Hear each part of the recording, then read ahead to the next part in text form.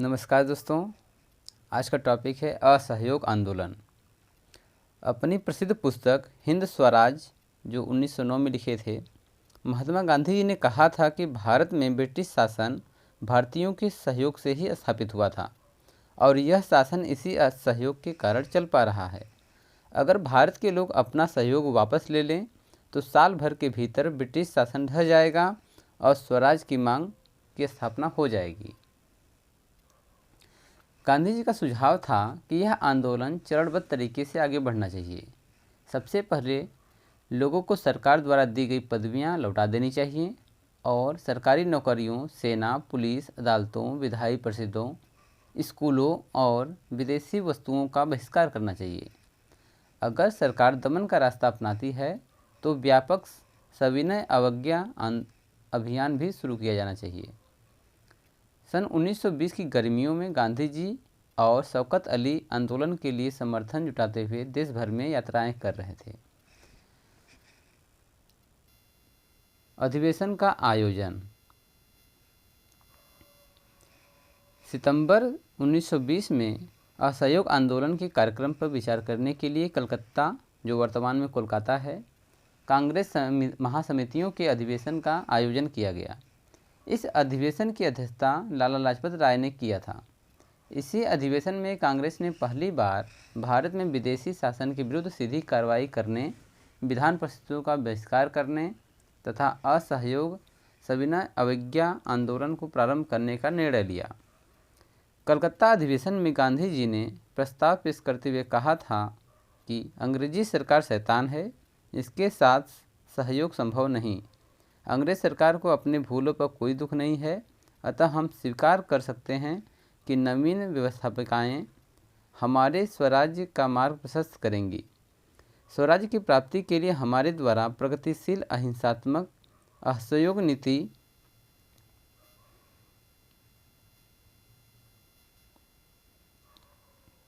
अपनाई जानी चाहिए। प्रस्ताव का विरोध।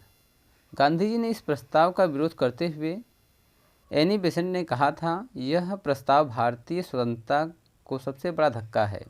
गांधी जी के इस विरोध तथा समाज और सभ्य जीवन के विरुद्ध संघर्ष की घोषणा का सुरेंद्र नाथ बनर्जी, मदन मोहन मालवीय, देशबंधु चित्तरंजन दास, बिपिन चंद्र पाल, मोहम्मद अली जिन्ना, शंकर नायर, सर नारायण चंद्रावकर ने प्रारंभ में विरोध किया था। फिर भी अली बंधुओं एवं मोतीलाल नेहरू के समर्थन से यह प्रस्ताव कांग्रेस ने स्वीकार कर लिया। यही वह क्षण था जहां से गांधी युग की शुरुआत हुई थी। नागपुर अधिवेशन।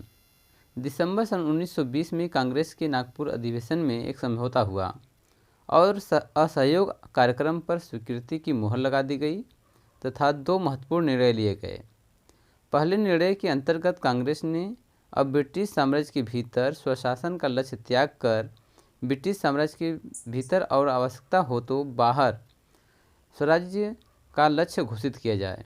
दूसरे निर्णय के द्वारा कांग्रेस ने रचनात्मक कार्यक्रमों की एक सूची तैयार की जो इस प्रकार थी।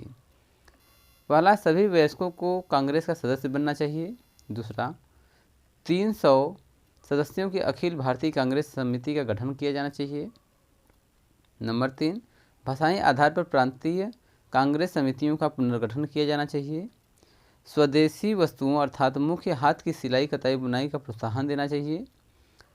और नंबर 5, यथासंभव हो तो हिंदी का प्रयोग करना चाहिए। असहयोग संबंधी प्रस्ताव की मुख्य बातें इस प्रकार थीं।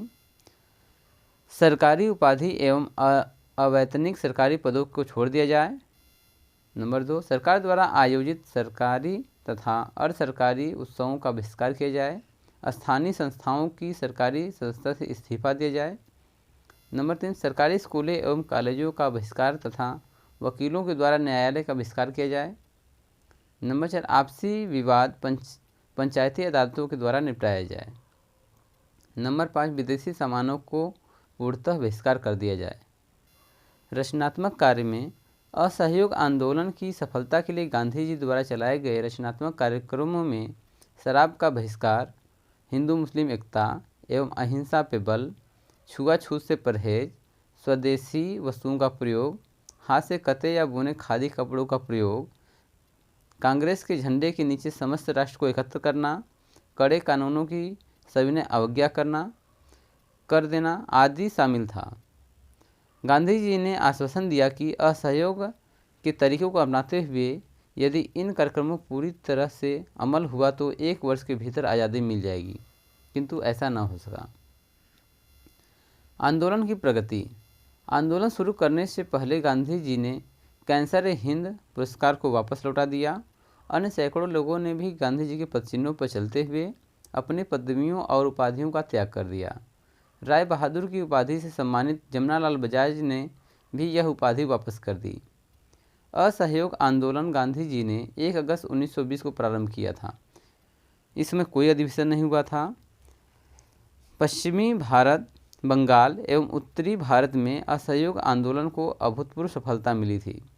विद्यार्थियों के अध्ययन के लिए अनेक शिक्षण संस्थाएं जैसे काशी विद्यापीठ, बिहार विद्यापीठ, गुजरात विद्यापीठ, बनारस विद्यापीठ, तिलक महाराष्ट्र विद्यापीठ एवं अलीगढ़ मुस्लिम विश्वविद्यालय आदि की स्थापना की गई। शिक्षण संस्थाओं का बहिष्कार। असहयोग आंदोलन के दौरान शिक्षा संस्थाओं का सर्वाधिक बहिष्कार बंगाल में हुआ। सुभाष चंद्र बोस नेशनल कॉलेज कलकत्ता के प्रधानाचार्य बने। पंजाब में लाला लाजपत राय के नेतृत्व में बहिष्कार किया गया। आंदोलन का चरमोत्कर्ष। सबसे अधिक आंदोलन कब हुआ?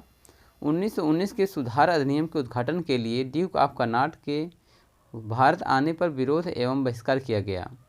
1921 ईस्वी में असहयोग आंदोलन अपने चरमोत्कर्ष पर था। बहिष्कार आंदोलन के दौरान एक कार्रवाई जो बहुत लोकप्रिय हुई, हालांकि वह मूल कार्यक्रम में नहीं था, वह थी ताड़ी की दुकानों पर धरना। सरकार ने असहयोग आंदोलन को कुचलने के लिए हर संभव प्रयास किया।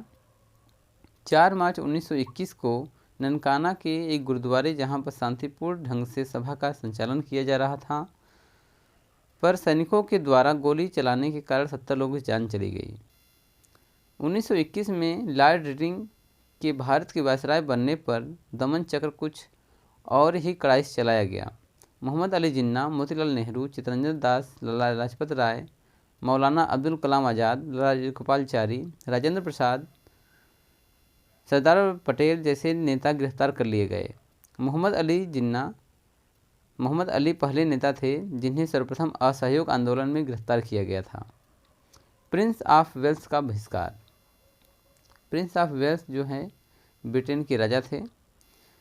उन्होंने अप्रैल 1921 में प्रिंस ऑफ वेल्स के भारत आगमन पर उनका सर्वत्र काला झंडा दिखाकर स्वागत किया गया। हर जगह पर, गली चौराहे पर, सब जगह काला झंडा दिखाया गया। गांधी जी ने अली बंधुओं की रिहाई न किए जाने के कारण प्रिंस ऑफ वेल्स के भारत आगमन का बहिष्कार किया। 17 नवंबर 1921 को जब प्रिंस ऑफ वेल्स वर्तमान मुंबई में आगमन हुआ तो उनका स्वागत राष्ट्रव्यापी हड़ताल से हुआ। इसी 20 दिसंबर 1921 में अहमदाबाद में कांग्रेस का अधिवेशन हुआ।